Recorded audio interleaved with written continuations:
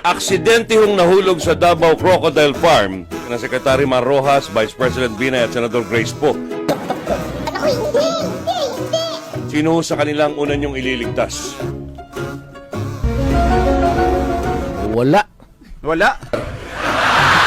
Ang kinain na lang rin. Ba't ka pa maghanap ng kalaban?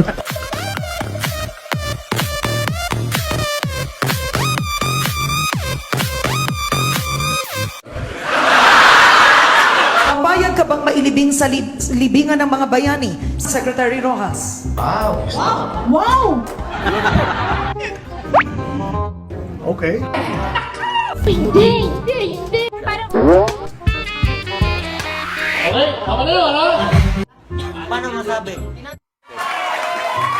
No, there are four of us here. Mamili kayo. Sek naman, no. Sige, giti. Tumawa ka rin. Hindi ka na kasi mabiro eh. Umiinit ulo mo.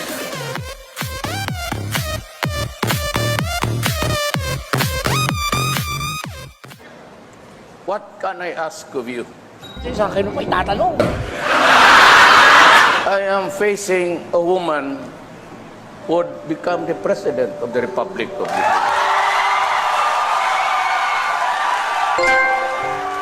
Ang tanong ko, ma'am, how are you today?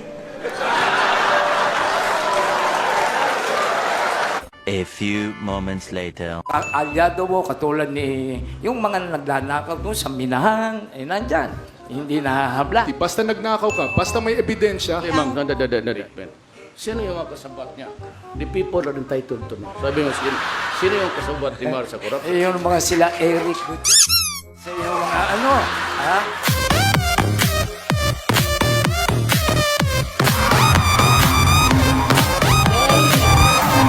Yayakagin ko kayong tatlo na pirmahan natin ho, waiver ho, na tayo ho imbestigahin.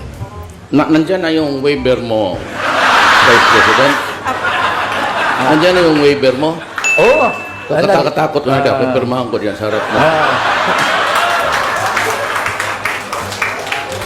Saglit lang ha, saglit lang. 5 minutes later.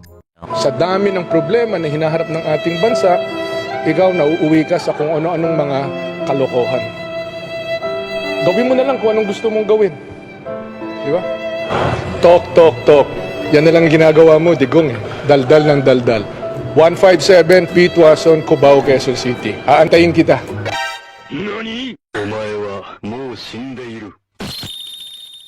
Ngayon, nitain mo ako. It was at this moment that he knew. He fucked up. Sabi ko sa inyo, I'll do it. I will do it. Nobody would follow me. You're dead.